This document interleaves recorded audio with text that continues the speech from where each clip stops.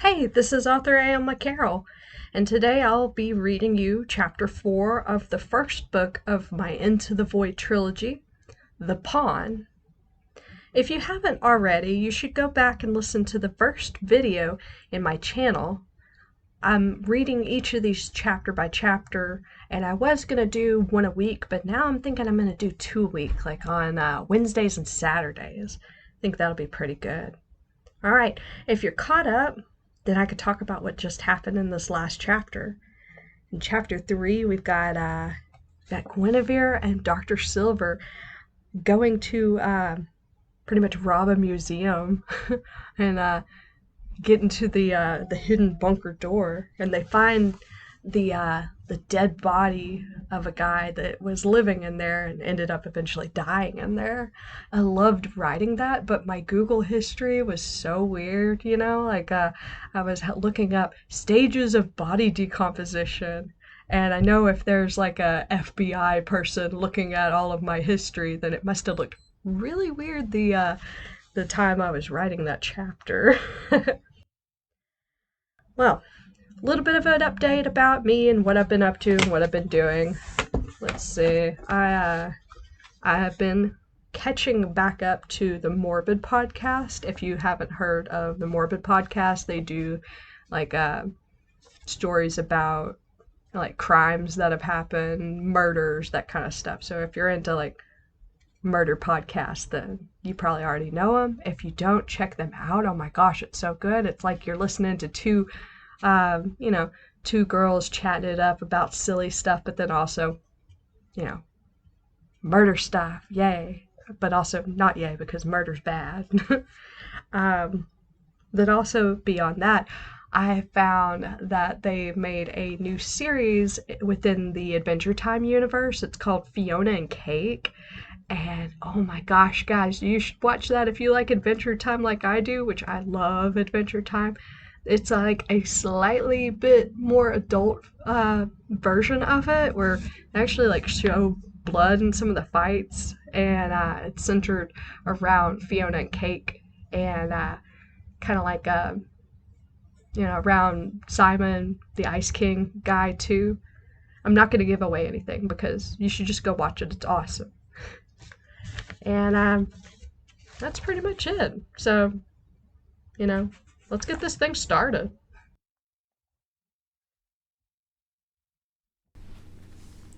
Chapter 4. The laboratories of Gwentech were closed for the night, and the hour was late. Guinevere was alone in her office with the doors locked. The dreams had finally stopped, but they had been replaced with a new late-night obsession. She sat at her desk, holding the tiny crystal up to the light from her desk lamp. The light played off of its facets. Time seemed to pass faster and slower in these moments. Guinevere's mind was filled with unanswered questions. The crystal made her feel exhilarated, as if it had a hidden purpose or a power trapped under its surface. If she could just figure it out, she could harness it for a greater purpose. Guinevere swept aside paperwork on her desk, letting it fall into a drawer that she quickly closed. Those were projects that could wait till another day. She pocketed the tiny crystal. Guinevere had taken Dr. Silver's tip and hidden the 2 journals in a wall panel. She took them from there, placed them on her desk, and began to read. I guess I gotta start out somewhere. So, my name is Robert Higgins.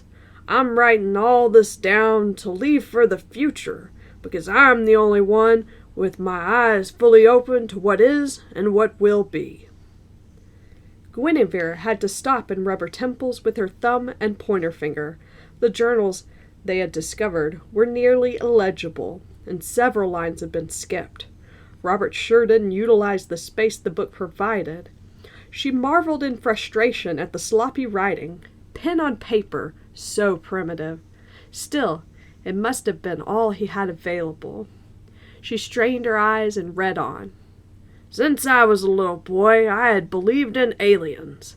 I don't mean them Hollywood movie little gray men in them funny-looking ships stealing people out of their beds to do who the hell knows what with them at night. No, I believe in a God's honest, real alien, the one I saw with my very own eyes.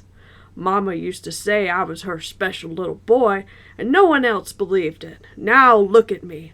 I'm the only one with the knowledge to save all the sorry-ass people who called me names and made fun of the truth.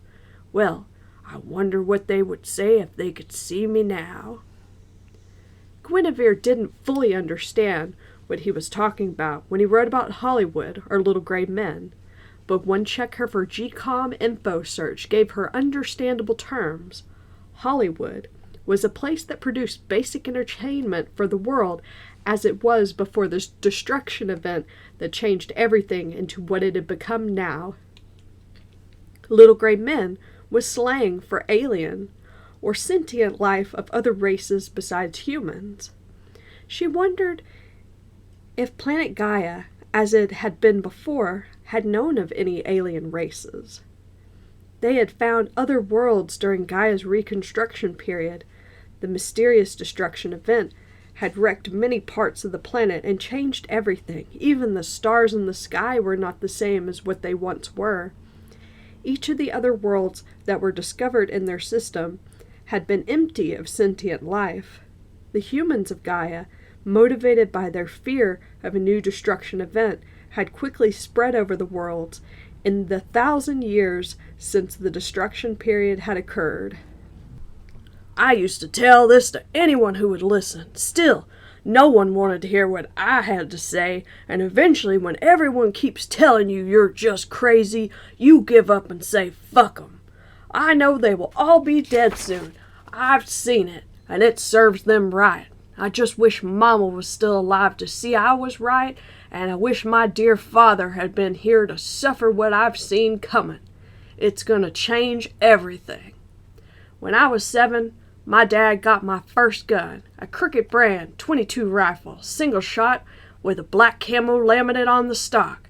I was in heaven. So I went out, set up cans and beer bottles on the fence post. Eventually, I got tired of that. Went into the forest behind the property to look for live targets. That's when I saw it. A real fucking alien. He wasn't flesh and blood like any person or animal.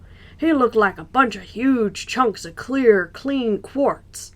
But if those pieces were the shape of a blocky, kind of human-like shape. He was digging a huge hole and talking what looked like different types of rocks out of the dirt. Then he would take his weird finger stones, cut a hole in the air, and rip open a kind of portal out of nothing. Then he would start sending the minerals he collected into wherever the portal went. Maybe its home world. I watched him. I started to feel weird in my head. I could hear some kind of strange static and clicking sounds that I didn't understand. The alien moved its body like it could see me. Not as I could tell with the big thing not having eyes like a human. It started running at me, and the damn thing was so fast I was sure I would die. I pissed my little boy boxers. I shot my .22 right into the giant beast, right before he was on me. I heard the most god-awful screeching in my brain, like when you shoot an animal and don't get the job done, but also kind of electronic nails on a chalkboard fucking weird shit. I had stopped the beast. A wave of pure hate came from it as the monster ripped a hole into the air and got its sorry ass off of our planet. The only thing left from the alien was a tiny piece of clear crystal. Guinevere paused her reading. She had so many questions that she wished she could ask the dead man. She also wished his writing wasn't so sloppy that it hurt her head to read. If she was to believe that the crystal he wrote about was the same one she had now, why was it now a rich, deep shade of plum? Guinevere rubbed both hands over her eyes and then continued on. I took it home and told my parents about how I saved the world from the alien. They just brushed me off like I was just making up stories. I know what I saw and felt. I've never wavered on this my whole life. I tried to tell anyone I could about it, but once I was grown up, people would openly make fun of me, Even Mama stopped wanting to listen. I know what they say about me behind my back. Crazy old Rob, the man who hunts aliens. I show people the proof, and they laugh in my face and tell me it's just quartz." Guinevere closed the fragile, dry pages and put the journal back into the wall panel for the night. She knew she needed to be cautious with these discoveries. The journals, especially since they were priceless artifacts from nearly 1,000 years ago. She had planned on anonymously sending the journals back to the museum when she had finished her work with them, but for the past few weeks they had been in their new home in the hole behind the wall panel. Guinevere took a seat at her desk. Dr. Silver will want to hear about this, she thought as she pulled the crystal from out of her pocket. I wonder if Robert's asinine ranting will disappoint him too. Guinevere shined the desk lamp on the crystal, letting its light play off of the surface below it and above it onto the ceiling. "What secrets are you holding?" she spoke aloud to the tiny piece. Dr. Silver entered her office the following afternoon. He held 2 plain white mugs in his hands. "Hey, Miss Matthews, brought you some coffee," he said, looking chipper. "Thanks, just set mine here." She pointed to a clear spot on a cluttered work desk. For the next few weeks, Dr. Silver had brought the coffee as often as he could. During those times, they would have a short period where they would be safe to discuss what had happened during their time in the museum and what they had discovered. "Miss Matthews, I finally found out what those capsules were. They're an old world class of pain medication called opioids. In large amounts, they can cause cardiac arrest and oxygen deficiency before the heart stops." Guinevere broke into his excited speech with her own question. Why did this man want death when he could have just come out of the bunker? "Who knows, Miss Matthew? Maybe he wrote something in those journals. So did you get around to reading them?" He had asked her every time they met for coffee if she had read them. After the night in the museum, Guinevere insisted that she keep what they had found to make sure it was safe. She often would catch Dr. Silver eyeing the wall where she had first stashed them the night they returned from the museum. She knew he was curious, but she had been too busy to read them till last night. Her spare time had been devoted to studying the tiny crystal. She had finally reached the point where she had no other test to run on it, so Guinevere had turned to the journals for answers. She knew Dr. Silver was right. She should have looked at them first, but the little purple crystal just felt so important. It was as if the tiny piece had a deceptively large weight to it. Guinevere explained everything she had read to Dr. Silver, who listened happily. When she told him how the old dates in the journal entries were, he appeared confused.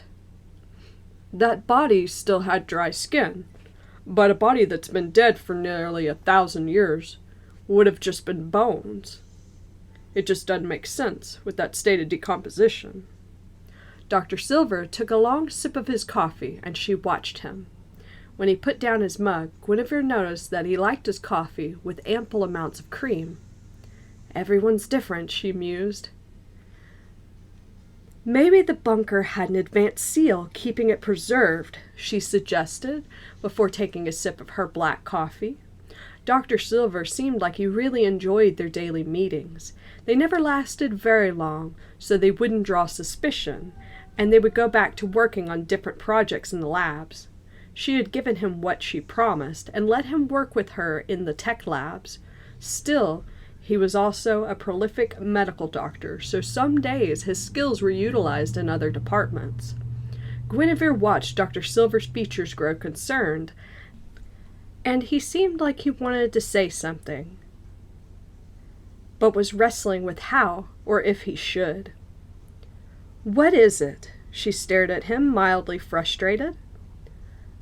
"That crystal sounds dangerous. You've had it for weeks, experimenting with it.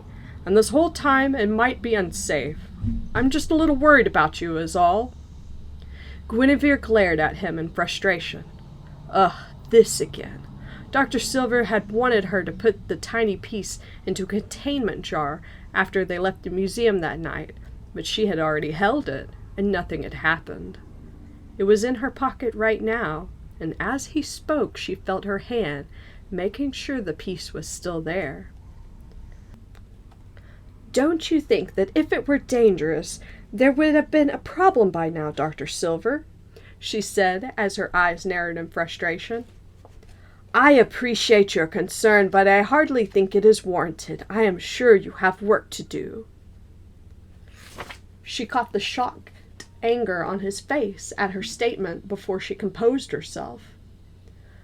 Guinevere watched Dr. Silver stand up and snatch his empty cup of coffee off of her desk. He turned away from her and walked over to her door, and before he left he turned back, the look of deep concern back on his features. "Just please be careful, Gwen." He walked out before she could say anything, and she could feel her cheeks flush. There he goes again, being so familiar with me. Caught me off guard again. Guinevere thought of Dr. Silver as her heart raced. She remembered the night before they went to the museum when he had said her name so silkily. In her mind, she pictured his deep blue eyes, broad shoulders, and soft dark hair. She passively rubbed her fingers across her bottom lip. "I can't be thinking like this," she reprimanded herself and returned to work to get her mind off of the interaction. Daisy walked through her open office door. "So, Gwen, I noticed that same handsome young man bringing you coffee nearly every day. Do you need me to run him off yet?" She turned to face Daisy before replying. "No, that won't be necessary." Daisy raised her eyebrows, looking even more curious than when she had first walked in. "So, does your best friend get to at least know the name of this mystery man?" Daisy stared at her with anticipation as she waited for her answer. "That is a colleague of mine, Dr. Silver. He is new in the tech department. He used to primarily work in pharmaceuticals, and nothing is happening with us," Guinevere stated impassively. "Daisy, you know I'm married to my work." Daisy eyed her suspiciously. "That's what you always say, but I find it interesting that you haven't run him off yet. I think you might actually like this one, Gwen, and that is very exciting to me." Daisy handed over a stack of reports before leaving. Once she was gone, Guinevere closed and locked her office door.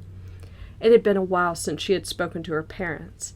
She thought that after she checked on them, she might see if she could figure out a roundabout way of asking them for advice about her feelings for Dr. Silver.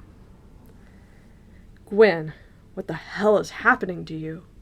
Marcus's thought as he walked out of her office. He recalled the night in the museum when she first picked up the tiny crystal. It had glowed a dark shade of violet in her cupped hand. She stared blankly at it for a full minute, and he was about to speak to break her from her spell, but she looked up right before he got the chance. Guinevere had white-knuckled the crystal and spun around, nearly falling on her ass. At that moment, she had the most uncharacteristic look of fear as she stared at the body on the bed.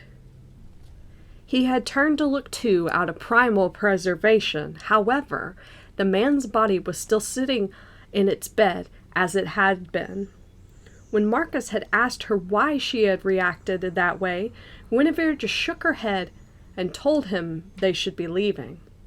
At night, instead of her sleeping or working on the same projects that they had did during the day, she had spent those hours with the little crystal.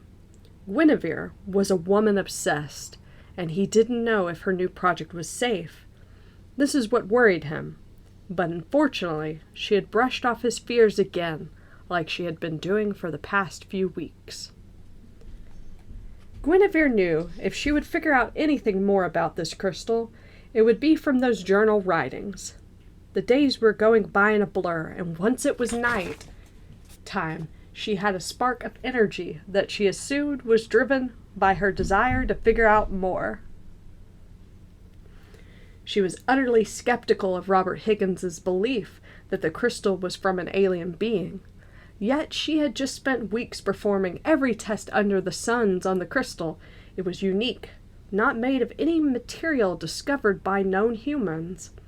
Guinevere carefully opened the journal. Its pages were brittle, and she worried they might crumble with each turn. Finally, she found the place she had last left off. I lived with my parents all my life, and when they passed, they left me their large ranch home and a ton of money. I was finally able to do more of what I wanted to do. I started a video blog telling people on the internet about what happened to me, and it really took off. I have a shit ton of views and subscribers. It's the first time I've had people who believe me, and there are still many fucked up people that call me names. Those are just internet trolls, and I'm told you have to ignore them. The friendly people on my blog told me to look into prepping. I found more groups of preppers who all get ready for the end of times for different reasons. It's nice to actually have some friends. I paid to get a small safe room built behind a wall of the main house on the property. It cost me a shitload, but it's badass.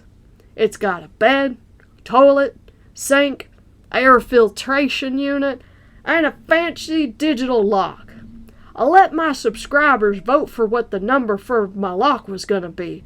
Them funny sons of bitches chose all 69s.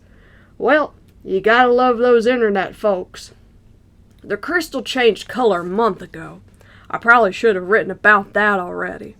It was clear since I was 7, and I got it off of that big ugly bastard. Now it's been glowing a light purple and slowly getting darker. I showed it to my blog, and people think it's fake. Some people think maybe it's catching a signal from the alien.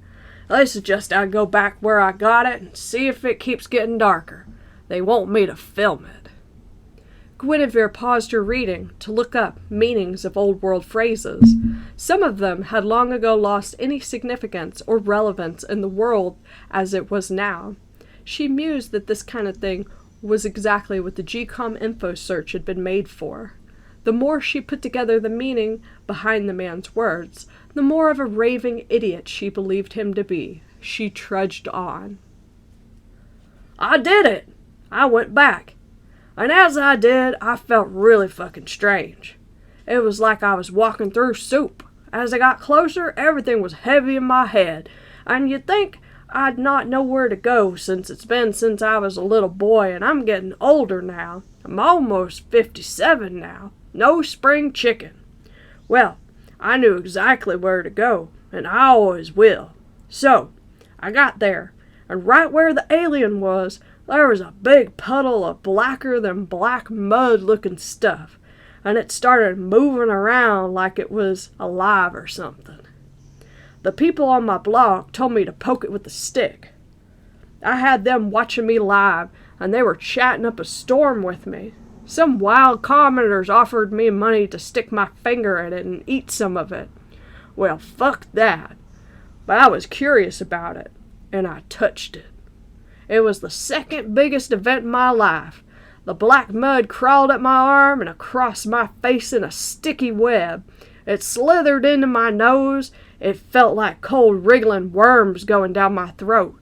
I could feel it filling up my stomach. I couldn't see. I couldn't breathe. I tried to pull it off, but eventually I must have passed out. I woke up laying outside in the morning. My body was so fucking sore. I thought it must have been because of spending the night in the dirt. When I tried to check my live stream, I found it had been cut off. My followers had flooded me with messages, showing screenshots they took of what happened. They had mixed thoughts on what happened. I'm not too sure either. I'm going to try to rest, take a break from my video blog. I'm still trying to get used to this body feeling like this. The duality of my situation is not lost on me. It's the weirdest fucking shit I've gone through. I keep having strange thoughts that just don't sound like me. The people on my blog and my prepper group are really worried about me since I stopped updating. Some of the people are suspicious that the video wasn't a fake. I feel off. I feel like I'm going crazy. I feel split." Guinevere took a second to think over what he had written so far. It seemed way too unbelievable. There had to be a reasonable explanation for everything. She believed Robert when he said he was going crazy. A lonely older man, talking to the old world version of a GCOM. Technology is fantastic, but if you never live outside of it, it could be detrimental to your sanity.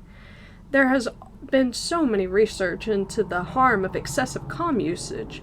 She felt like the old world version of it, the internet, must have posed the same problems.